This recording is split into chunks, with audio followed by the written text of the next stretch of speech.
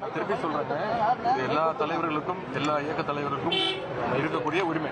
மக்களை சந்திக்கிறது, அவங்களுடைய கழகத்தினர், அவங்களுடைய இயக்கத்தை சேர்ந்தவங்க சந்திச்சு பேசுறது அவங்களுடைய உரிமை. அது ஜனநாயக கடமை.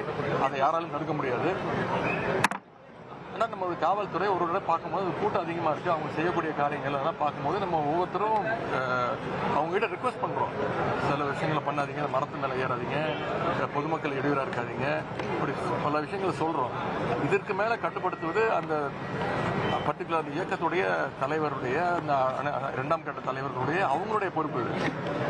ஒரு கட்டுக்கணக்காக கூட்டம் வரும்போது கரெக்டாக டயத்துக்கு வரணும். இந்த மாதிரி நிறைய விஷயங்கள் இருக்கு. அது இனிமேல் நடக்காம பார்த்துப்போம். அவர்கிட்ட கேட்கணும். கமிஷன் ரிப்போர்ட் கொடுக்கணும். அவரும் வராரு, வராரு, உங்களை எல்லாம் பார்த்துட்டு தான் போறாரு. தயவுசெய்து அவரையும் நீங்க 2-3 கேள்வி கேள்வி. அரசியல் கட்சி தலைவரா நீங்க என்ன சொல்றீங்க? என்னங்க 3வது முறை விதி மீறி இருக்காரு. காவல்துறை சொன்னதை கேட்டது அனுபவத்துல எனக்கு ஒன்றும் பெரிய அனுபவம்லாம் கிடையாதுங்க. நானும் 3வது முறை சட்டப்படி அதுதான் அந்த ஓய்வு பெற்ற நீதி அரசு தலைமையில் கமிட்டி அமைக்கப்பட்டிருக்கு. அவங்க என்ன சொன்னாங்களோ முதலமைச்சர் அதை முடிவெடுப்பார். பத்திரிகை நண்பர்களுக்கு இதை கேட்டுக்கொள்வது, தயவுசெய்து பாதிக்கப்பட்டவர்களுக்கும் அனைவரும் உறுதுணையா இருப்போம்.